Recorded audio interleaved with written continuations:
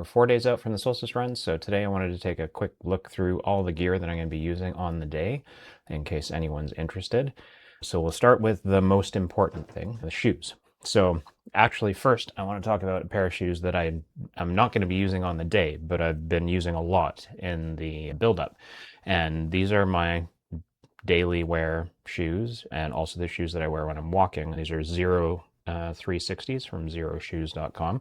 They're a very minimal barefoot style shoe with basically no cushioning underneath and no sculpting or support inside. The reason that I use those in my day-to-day wear and for walking is to kind of make my feet do what they naturally should be able to do. So make all the muscles and bones and joints in my feet work. I had plantar fascia issues many years back. In fact, tore my plantar fascia in my left foot many years ago before I actually started doing endurance work. And switching to a more barefoot style shoe for the vast majority of my wear is actually one of the things that really made my plantar fascia a lot more healthy and resilient. With all the time on feet that I'm trying to get in preparation for this long day out on the road and the trails, when I'm walking, I want to use minimal cushioning underfoot to keep working my feet and get them used to the load. Now, I wouldn't wear them when I'm running because the lack of cushioning could result in injury. But for walking, daily wear in the gym while I'm working with clients or working out, they're perfect. My primary shoe that I'm going to be wearing on the day is this. They're a bit dirty, but this is the Altra Lone Peak 9 Plus. I've been a Lone Peak user since the Lone Peak 6. Really love the feel of these shoes on my feet. I've never had any issues with blisters or anything like that. They are a shoe that has a very wide toe box, which Altra is known for, and they're zero drop, meaning they're the same height off the ground at your heel as they are at the front of the forefoot. Zero drop is another thing that I've been a fan and proponent of for a number of years now. Again, kind of that idea of having your feet, your ankles, and everything working the way that they're intended to, where a lot of shoes have quite a pronounced heeled toe drop, which kind of messes with the natural mechanics. These have not a ton of cushioning, but they have a lot more cushioning than my Zeros. These are my main go-to shoe. The big bonus with the 9 Plus versus the regular Lone Peak 9s and versus previous versions of the Lone Peaks is that they use Vibram rubber for the sole. So the traction is just that much better, especially on hard packed wet stuff. I don't foresee that we're going to have any wet conditions on the day, but these are going to be my main shoe for most of the day just for comfort. And they're a shoe that works well for me running on both the road and on the trail.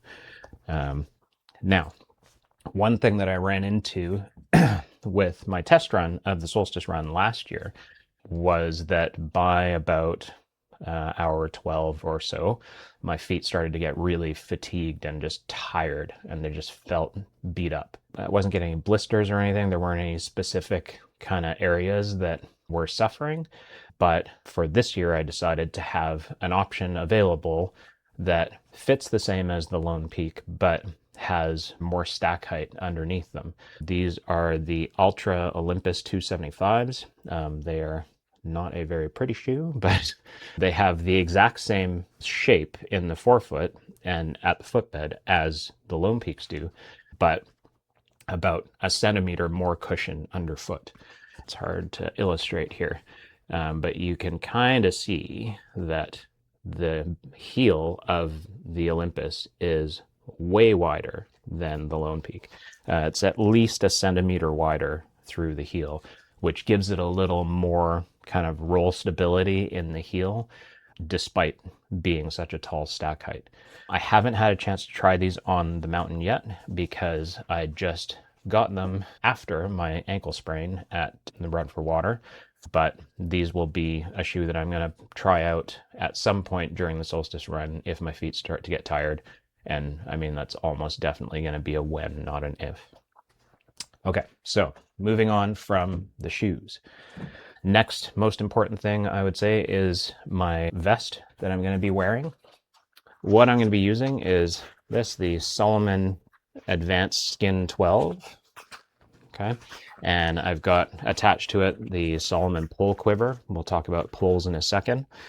This also has room for a hydration bladder to fit inside, but I don't want to carry that much weight of water with me on the day.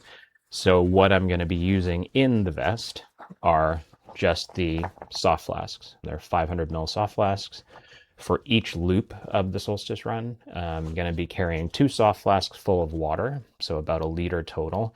I may, if it's quite warm, carry a third one, so 1.5 liters of water for the loop. Each loop will take just under 3 hours.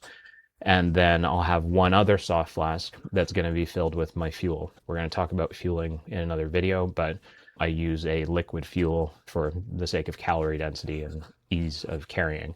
I always have my fuel on my left and water on my right. And then as these get depleted, you just pull them out, swap in another flask. Okay, so that's the pack. Really nice, secure fit with the Salomon packs. The only running vests I've ever used are Salomon, just because they've fit so well for me in the past. So there's that. So I've never used poles before this year. When I started looking at the idea of doing the pacing for a friend of mine at the Bigfoot 200 coming up in August, and talked to some experienced ultra running friends of mine, they said for that kind of distance, using poles is a must. The poles just help to unload your legs a little bit and also can help keep you from face planting when you're really tired and stumbly.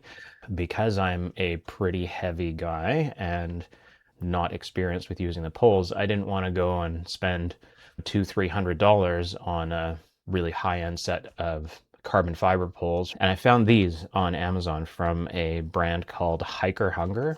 And they're really cool, like segmented folding pole, like a lot of the really high-end poles. These are aluminum, so they're less fragile than carbon fiber, and I do tend to be pretty hard on gear, so I figured it'd be a good idea to have the most durable ones I could get. And then they just extend out and snap together. They also adjust for height. I've got the height adjustment fixed so that I don't have to keep messing with that. And then they've got the strap at the top. One little tip, if you're using poles and don't know this, you're meant to bring your hand up through the strap and then rest it down on here. So this is actually where you're generating most of your power, and then you just lightly grip the pole. So you're driving down through the strap, which keeps you from fatiguing in your hands and forearms as quickly when using the poles. So I'll be using these on all the climbing sections on the mountain. I might be using them a little more on the mountain than I had originally intended because of the ankle injury, just to try and take a bit more load off of that. And then when I reach the tops of the climbs, easy to fold up.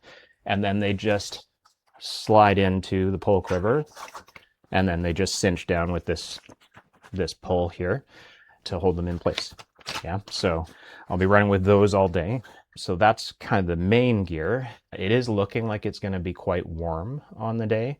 So one thing that I looked into was this. So it's the Kia Peak Yeti ice bandana, I think they call it.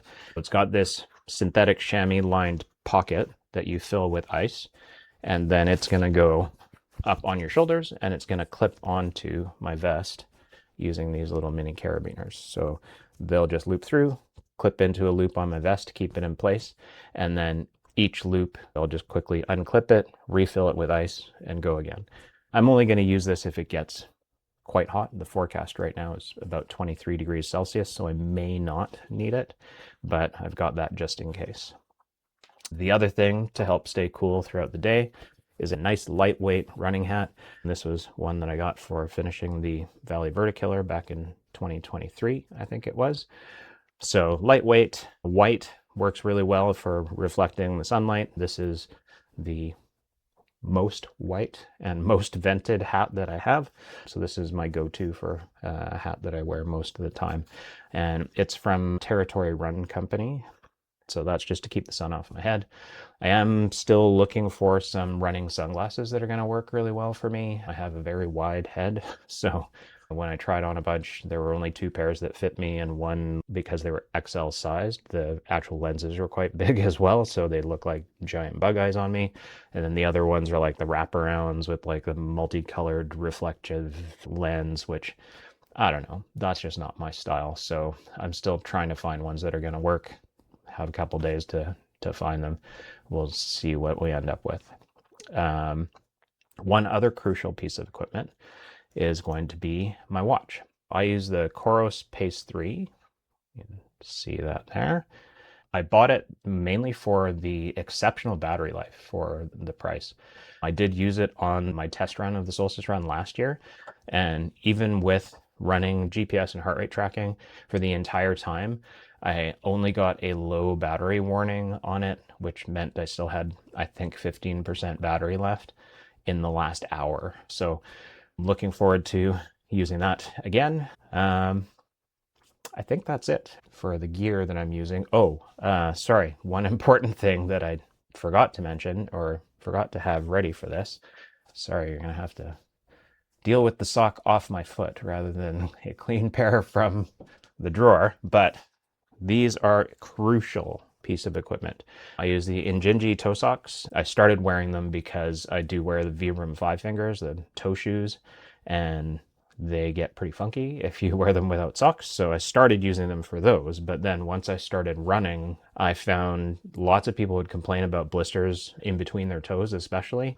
And I've never had any blistering between my toes wearing the Injinji toe socks.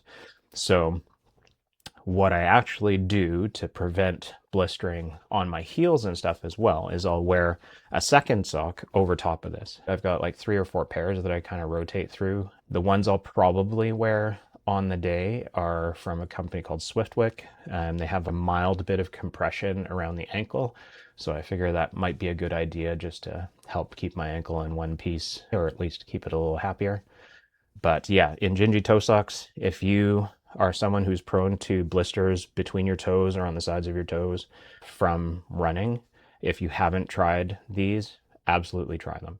I have tried a couple of knockoff Amazon brands of toe socks as well and didn't find them anywhere near as good. The Injinjis, they're expensive. I think they're now up to something like $16 or $18 a pair, and they are like my go-to sock that I wear every day. So I have a lot of money invested in toe socks, but they are well worth it for me. Anyway, that's it for the gear that I'm going to be using on the day. If there's anything that you think I have missed here, let me know and I will let you know what it is that I'm using, but I think I've covered everything. Like I said, we'll talk about fueling in another video, but that's it for now. 4 days to go. See you tomorrow.